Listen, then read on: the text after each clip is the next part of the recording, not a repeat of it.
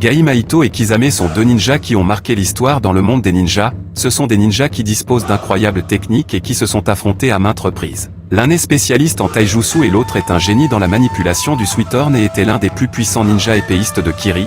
Avant de commencer cette vidéo, n'oubliez pas de laisser un gros like à cette vidéo et de vous abonner à la chaîne. Gai et Kisame se sont rencontrés pour la première fois juste après la destruction de Konoha. Itachi et Kisame étaient donc envoyés par l'Akazuki pour capturer Naruto.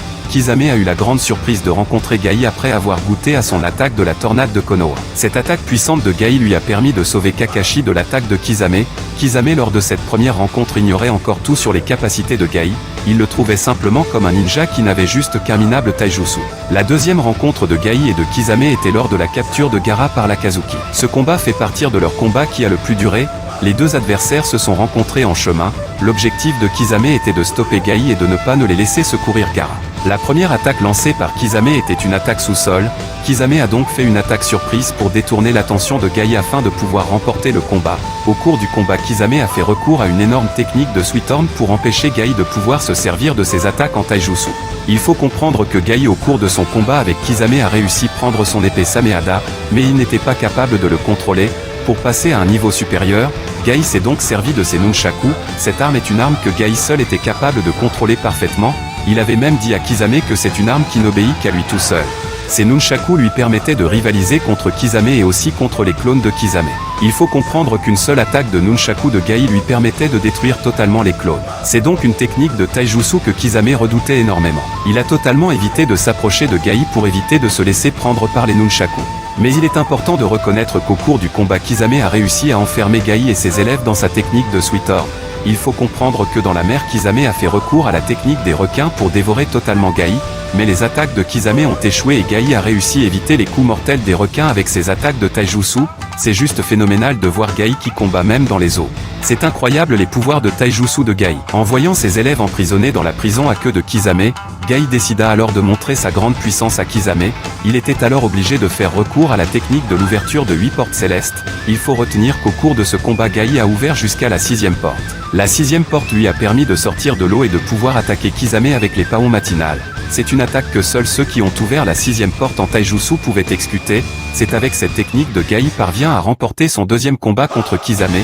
Kisame ne pouvait plus résister à la puissance de cette technique à cause de la vitesse de Gai et aussi des flammes qui venaient de ses attaques. Mais il est important de reconnaître que Kisame était venu à ce combat juste avec la moitié de son chakra grâce à la technique de la manipulation. C'est donc au cours du troisième combat que Kisame a affronté Gai avec toute son énergie. Ce combat a eu lieu lors de l'apprentissage de Naruto pour maîtriser le pouvoir de Kyuubi.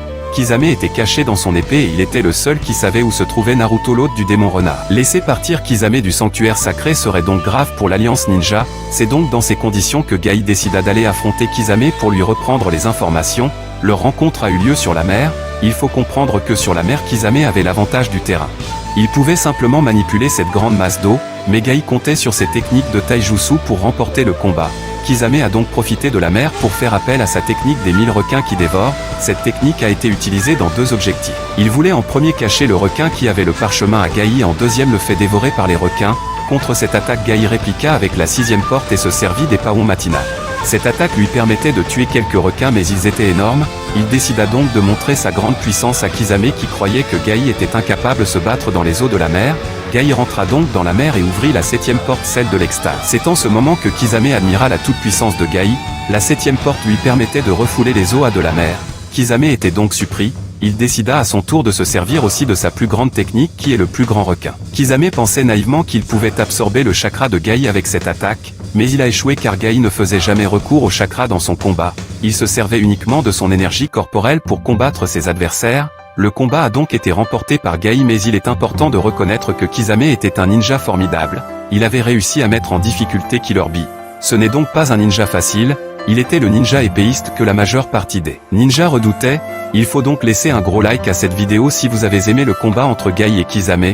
Vous pouvez laisser en commentaire le plus fort entre les deux selon vous. N'oubliez surtout pas de vous abonner pour ne pas manquer les prochaines vidéos. Je vous souhaite à plus dans une nouvelle vidéo.